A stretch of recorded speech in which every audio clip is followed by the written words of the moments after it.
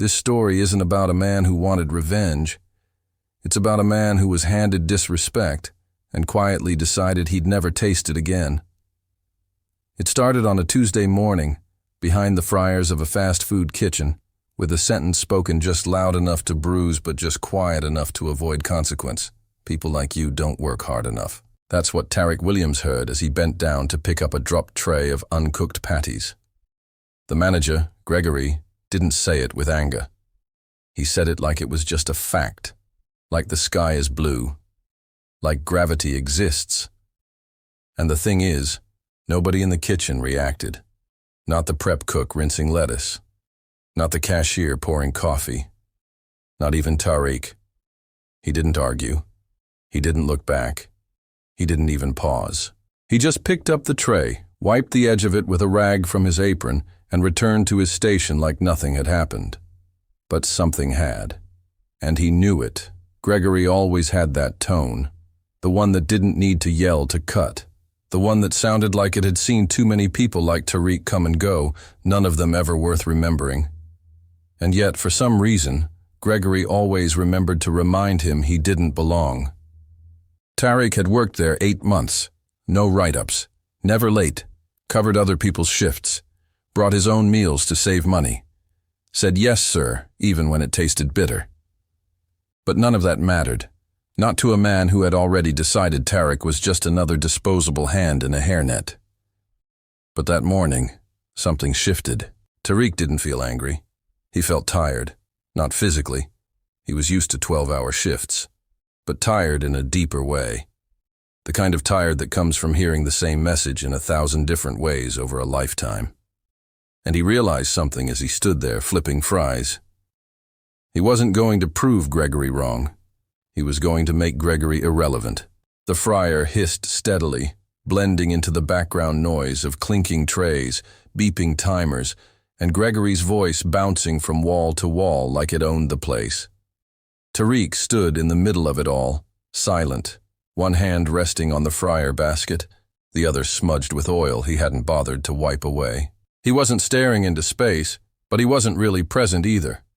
His body moved, drop fries, shake basket, lift, repeat, but his mind was still circling 5 words that had landed too cleanly to ignore. People like you don't work hard enough.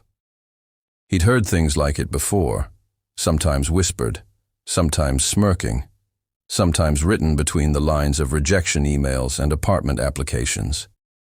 But this one had come out clear, straight, and shameless. Like Gregory wasn't speaking to Tariq the worker, but to something broader, something darker. It wasn't just a personal insult. It was a message wrapped in decades of repetition, spoken through different mouths, but always delivered to the same people. He remembered his mother, bent over someone else's kitchen sink, hands raw from bleach. She never missed a shift, never raised her voice, never waited for recognition. He remembered his father, sitting by the window in silence after another job interview led to nowhere, eyes still, back straight, refusing to let disappointment turn into bitterness. And here he was now, Tariq, standing in a fluorescent-lit kitchen being told he didn't work hard enough by a man who'd never seen the inside of a public bus. The thought didn't make him angry. Not exactly. It made him still. Like a storm just before it knows which direction to go. He finished the shift without a word. Not out of fear, not even pride, just focus. And when the clock finally hit 4 p.m., he took off his apron, nodded to the girl at the register, and walked out like he was late for something more important than a job that would never love him back. On the bus ride home, he didn't scroll, didn't call anyone. Just stared at the window as the city blurred by, full of people with places to go, and dreams they didn't say out loud. His phone buzzed once, then went quiet again. He pulled it out, opened the Notes app, and typed 4 words without hesitation. "This ends with me." He stared at it for a while, then added another line. 500 jobs. Built, not begged. He didn't know what that would look like yet, but for the first time in a long time, he felt like it didn't matter. The plan could come later. The decision had already been made. The next morning, Tariq got off the bus 2 stops early. He didn't have a reason, not one he could explain out loud. But something about the day felt different. The air was still thick with the city's usual mix of burnt coffee, bus fuel, and fried food grease. But the way the morning light hit the old bakery on Jefferson Avenue stopped him. The windows were boarded up. The door was crooked. A for lease sign leaned against the inside glass, letters sun-bleached and half-faded. Tariq stood there longer than he meant to. He wasn't thinking about loans or permits or suppliers. He was thinking about the way the windows caught the sun, about how a building can look tired and full of potential at the same time. He pulled out his phone, took one photo, no caption, no filter, just saved it. That night, after another shift filled with stale orders and silent resentment, he sat at his mother's kitchen table with a dollar store notebook, a pen that barely worked, and a head full of questions he didn't have answers to yet. He wrote 2 words at the top of the page, "Our place." Then he started drawing. Not a business plan. Not yet. Just a layout. A rough sketch of a place where the people in the kitchen didn't flinch when the manager walked in, where no one had to soften their voice to keep their job, where the food wasn't just cheap, but honest, and the people behind it could look each other in the eye with something like dignity. It didn't look like much. Wobbly lines, messy handwriting. He'd never taken a business class, never opened QuickBooks, didn't even have a laptop. But he had the image in his head, and it refused to go away. Tariq stood in line at the credit union, folder in hand, shoes scuffed, button-up ironed but fading at the collar. He'd spent all week refining his pitch. It wasn't polished, but it was real. Handwritten numbers, projected costs, 2 pages of vision, all wrapped in a $2 folder he bought from the same corner store he used to sweep outside for tips. There was no suit, no consultant, no cosigner, just Tariq, his mother's prayers, and a quiet belief that maybe, just maybe, this was enough to be taken seriously. He didn't expect to be applauded, but he didn't expect to be dismissed either. The loan officer looked over the papers like they were restaurant napkins, barely skimmed the first page, then leaned back in her chair with a rehearsed smile that had seen hundreds of people walk in and out with nothing. "I'm gonna be honest with you," she said, tilting her head like she was offering a kindness. "Starting a food business is risky, especially in neighborhoods like yours. You've got passion, I can see that. But it takes more than passion." She tapped his folder once, twice, then pushed it back across the desk. No stamp, no hesitation, no second question. Tariq nodded, lips tight. He didn't argue, didn't plead, just stood up, thanked her, and walked out. The sunlight outside felt harsh, not hot, just intrusive, like it was watching him process that he wasn't surprised. Not really. He'd known from the way she looked at his ID, from the way she used the word neighborhood like it meant cursed. He walked to the corner and sat on a low wall by a gas station, folder still in hand, unopened. His phone buzzed, a text from a coworker asking if he could cover a shift that night. He ignored it.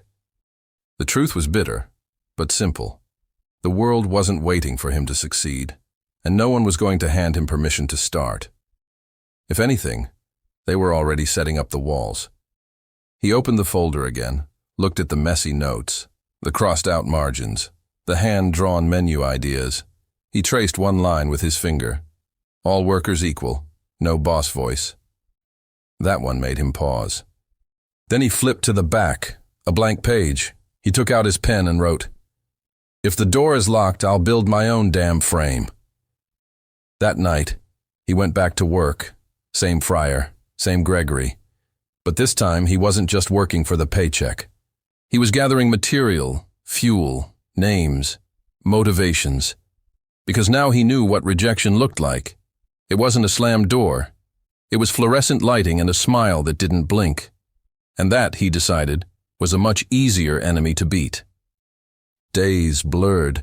Mornings began with exhaust fumes and ended with grease under his fingernails, fritters, fries, broken clocks, burnt buns, the same tasks, the same voices, the same ceiling tiles he'd memorized during slow shifts, but something had shifted beneath the surface. Tariq started bringing a second bag to work.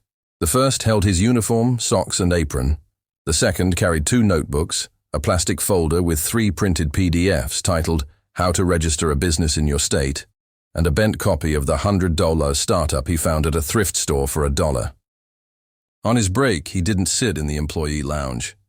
He sat on a crate by the back door near the dumpster, where nobody else bothered him. He'd eat cold rice, stare at invoices he barely understood, and teach himself things no one had offered to teach him. How to file an LLC, how to negotiate a lease, how to open a business bank account when you only have $42 and 2 overdraft fees. He scribbled logo ideas on ketchup-stained napkins. He practiced phone calls to landlords by leaving voicemails to himself, listening back, and rewriting his tone. It wasn't a plan, not yet. It was survival in blueprint form. One day, Gregory walked past the back door and saw him writing again. Trying to get out of dishes? He smirked. Tariq didn't even look up. Trying to own the sink, he said, and flipped the page. Gregory blinked, laughed once, short and awkward, and kept walking. Tariq didn't smile, because it wasn't a comeback. It was a preview. That night, he made a spreadsheet of every restaurant in the city owned by a person of color. He stayed up until 3 a.m. watching interviews with founders who looked like him, sounded like him, dreamed like him. Every one of them had a moment when they nearly gave up. Every one of them had something to prove, and all of them started with less. So he started asking himself, what if the real job isn't the one you're paid for, but the one you're building in silence? What's more powerful, being told you're not enough or realizing you never needed their approval? How long would you keep working if no one ever said thank you, and you were the only one watching? A month passed, then another. Tariq was still in the same kitchen, still behind the same fryer, still tying the same apron strings behind his back every morning at 7:58 a.m. sharp. He never came in late, never called off, never asked to switch shifts. He just worked, quietly, mechanically, like a man pacing the edge of something no one else could see. But something had changed in the way he moved. Same hands, same tools, same grease-stained shoes. Yet every motion now carried weight. Not the weight of routine, but of purpose. He was watching. He was... Every tray that came out cold, every rush that was mismanaged, every time someone quit mid-shift and no one bothered to ask why. He started noticing things other people didn't. The broken soda machine that leaked at night. The supplier who shorted them every third Thursday. The day-old buns being passed off as fresh. The prep cook who looked like he hadn't eaten a full meal in 2 days but still showed up, sleeves rolled, pride intact. Tariq didn't complain. He recorded. Not with a camera, not even his phone, just his mind, his notebook, and the kind of focus that makes average men dangerous. After every shift, he took the long way home. Sometimes by foot, sometimes on buses with cracked windows and flickering lights. He'd stop at small restaurants, bodegas, food carts, places run by people who looked like his uncles, his aunts, his neighbors. He'd sit quietly, order the cheapest thing on the menu, and watch how they operated. Some were thriving, some were barely breathing, but all of them told him the same thing without saying a word. You can build something real from nothing, but it will cost you everything. At home, his room was turning into a war room. Receipts, sketches, printed articles taped to the wall, 3 notebooks full of ideas, menu mock-ups, staff training principles, cost breakdowns, none of it polished, but all of it pulsing with intent. He had no funding, no mentor, no guarantee any of it would work, but for the first time, he didn't feel like an employee trying to escape a job. He felt like a founder studying his battlefield. Gregory kept talking. That never changed. The snide comments, the cheap power plays, the soft digs wrapped in fake compliments. But now, Tariq heard them differently, not like weapons, like clock ticks, noise marking time until it ran out. One day, Tariq stayed late. Not because he was scheduled to, but because something in him wanted to hear what silence sounded like when the doors were locked and the kitchen was empty. He wiped down every surface, took out the trash, turned off the lights, and stood in the dark for a long time. Just breathing, just listening, not to the machines, not even to his own thoughts, but to the feeling that he was almost ready, not to leave, to begin. It was a Thursday when everything cracked, not exploded, cracked, quietly, like drywall under pressure, like the sound of something splitting behind a wall before anyone notices what's coming. Lunch rush came hard that day. The ticket machine spit out orders faster than anyone could read them. The new guy on grill couldn't keep up. The prep station ran out of lettuce mid-shift. The soda machine sprayed more ice than drink, and the register locked up twice before noon. Customers got restless. The line coiled out the door. And Gregory, as always, waited until the worst moment to show his face. He came in yelling, "Move faster! What are you all doing? Do I need to get back there myself?" Tariq didn't flinch. He was working the fry station alone. 2 baskets already down, a third ready to go. One hand on the timer, the other scooping nuggets. He didn't even look up when Gregory stomped toward him. "Hey, Tariq! Eyes up! Why is this taking so long?"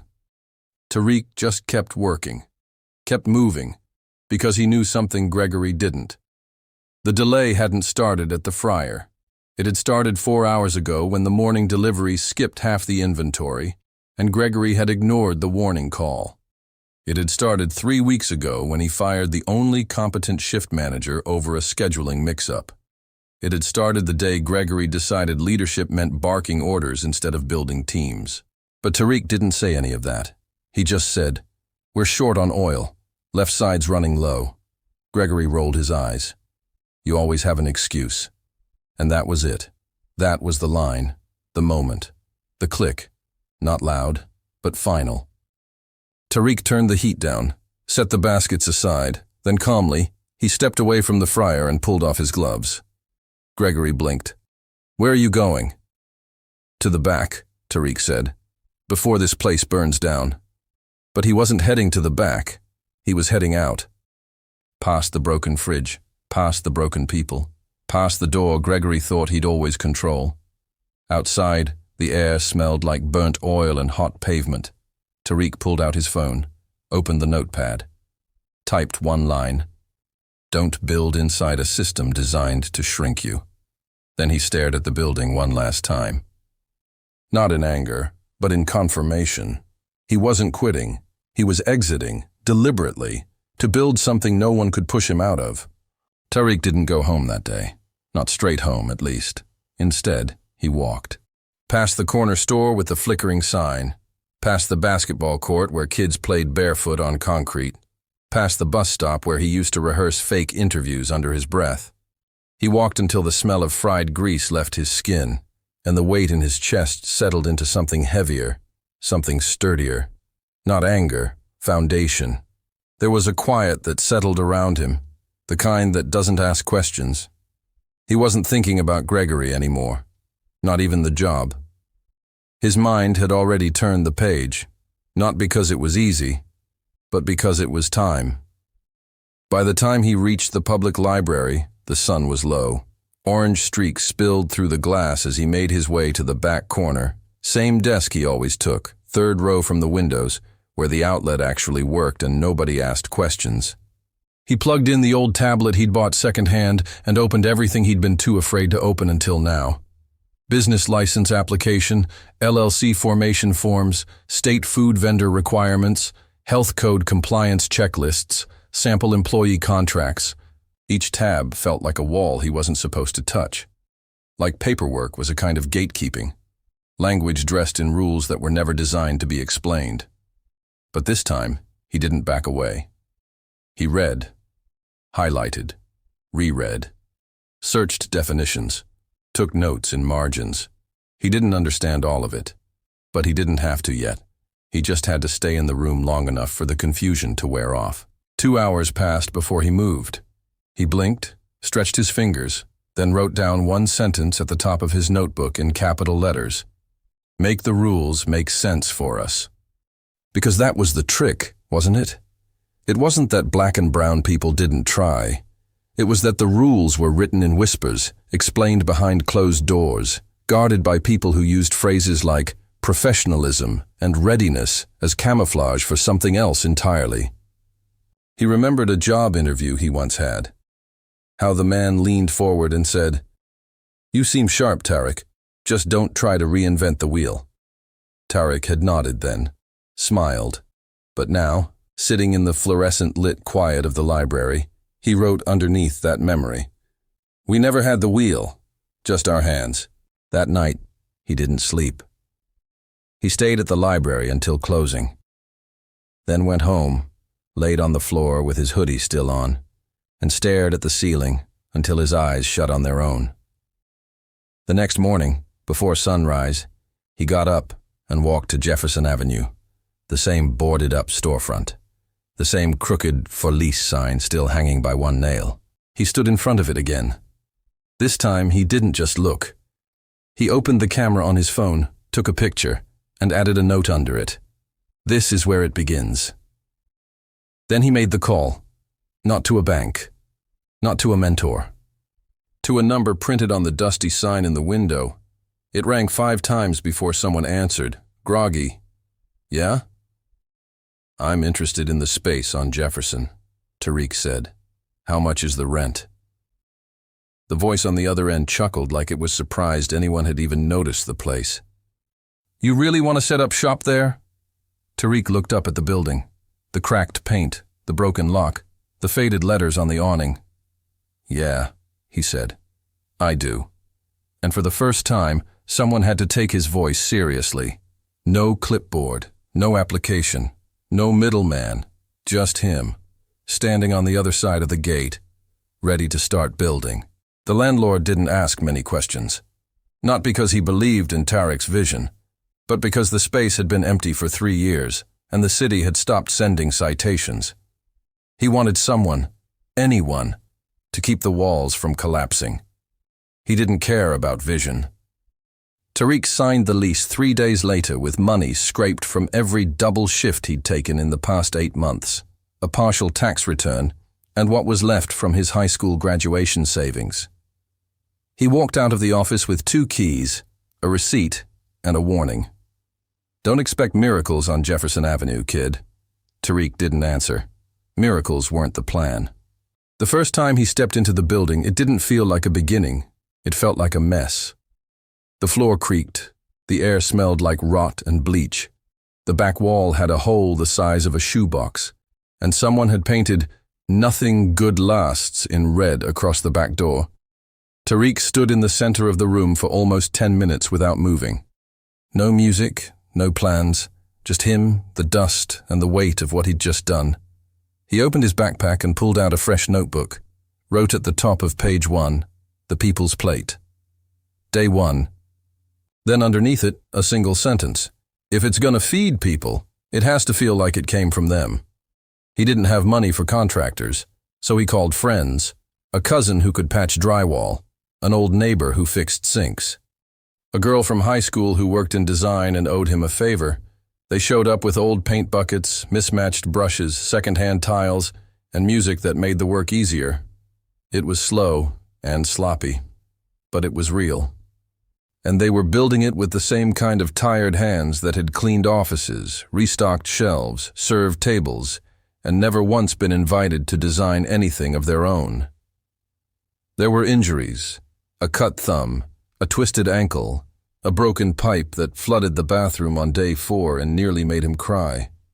And they were building it with the same kind of tired hands that had cleaned offices, restocked shelves, served tables, and never once been invited to design anything of their own. There were injuries, a cut thumb, a twisted ankle, a broken pipe that flooded the bathroom on day 4 and nearly made him cry. But no one quit, because for the first time they weren't just helping a friend. They were building something they could point to later and say, "I touched that, I helped lift that." At night, when the crew left, Tariq stayed behind. He swept. He reorganized the dry goods. He sat on a crate in the corner and stared at the walls, not because he was checking progress, but because he couldn't believe any of it was real. Not the building, not the keys, not the fact that his name was now tied to something that might outlive him. He flipped open his notebook, wrote 5 words in the margin. This place is not a favor. Then he circled it twice, underlined it once, and got back to work. The soft opening wasn't soft. It was chaos. No signs, no advertising, just a last-minute Instagram post from Tariq's personal account with a caption that read, "If you're hungry, pull up. If you're broke, still pull up." He didn't expect much. Maybe a few friends, a cousin or two, some curious neighbors who wanted to see what someone did with the ghost of an old bakery. But by noon, there was a line down the block. People came, and they didn't come for the branding. There wasn't any. They came because the music from inside felt like home, because the people working the line looked like them, and because the smell leaking through the front door made them stop walking. Tariq worked the grill. He didn't wear a chef's coat, just a plain black t-shirt and a hat pulled low. His hands moved fast, but his eyes moved faster, watching everything, tracking every plate, every smile. Every plate returned empty. The food wasn't perfect. The fryer cut out mid-shift. They ran out of cornbread by 2:30. The sauce tray spilled. A kid knocked over a pitcher of lemonade. And yet, no one left. People stood, talked, laughed, shared tables. A man from 2 blocks over said, "This reminds me of back home." A woman whispered, "I haven't seen this many of us in one space that felt safe in a long time." Tariq heard that one. He didn't say anything, just nodded, flipped the next burger, and added extra sauce. By 5 p.m. they had sold out of everything, every tray, every piece of chicken, every spoon of mac and cheese. Gone. His hands were sore, his shirt soaked through, but he hadn't stopped smiling for 4 hours. And then Gregory walked in. No warning, no message, just strolled in, alone, khakis and polo, hands in pockets like he was inspecting something he'd once owned. He walked up to the counter. Tariq was wiping down a tray, back turned, when one of the volunteers tapped him on the shoulder. Someone's here for you." Tariq turned, saw him, and didn't flinch. Gregory looked around slowly. "Didn't think this was real," he said, voice flat. "Heard you opened up something." Tariq nodded once. "We did." Gregory stepped closer, glanced at the handwritten menu, the mismatched chairs, the faded tiles. "It's different." Tariq smiled. "It's not supposed to be familiar." Gregory smirked, the same tired grin he used when dismissing people without saying it out loud. "Well, good luck with it," he said, already turning toward the door. "Places like this don't usually last long." Tariq didn't respond immediately. He wiped the tray one more time, placed it down gently, then looked him in the eye. "It's not a place like this," he said. "It's ours." Gregory hesitated, just a second, then walked out. And as the door swung shut, Tariq turned to the kid working the sink and said, "Refill the lemonade. People are still coming." The sun was setting, but the lights inside burned warm, and on the front glass, handwritten in white marker, 3 words stood bold: "The People's Plate." Weeks passed, then months. The paint on the door chipped, but the line never shrank. What started as a 1-room kitchen with a single fryer became a living, breathing part of the block. People didn't just eat there. They brought folding chairs, played cards on the sidewalk, helped old folks find a seat. Kids hung out after school. Bus drivers rerouted breaks just to get a plate. And somewhere along the way, without press or permits, the People's Plate became a ritual. Every week, new hands joined the team. Young men Tariq used to see outside the liquor store. Single mothers tired of being told they were too late for something better. Teenagers who had never been called reliable, until now. He trained every one of them himself. Not just on fryers or ovens, but on presence. How you treat people is more permanent than any flavor, he'd say. If you look someone in the eye when you serve them, they remember that longer than the food. He hired 50 people that first year. By the end of the second, it was 500, a second location. Then a third, one in a neighborhood where folks had been evicted and replaced by glass towers. Tariq opened there not to blend in, But to remind the city who built it, every restaurant had the same rule taped on the kitchen door. No one here is beneath the plate they carry. One afternoon, a reporter came in. Slick suit, quick questions, voice like he already knew the story. "Mr. Williams," he asked, "what's your goal now? Expansion? Franchising? More media attention?" Tariq sat back, arms crossed, eyes steady. "My goal," he said, "my goal is for people like me to stop calling places like this a miracle, because it shouldn't take a miracle to be treated like you matter." The reporter blinked. Tariq didn't elaborate. He didn't have to. Some said he built a business. Others said he started a movement.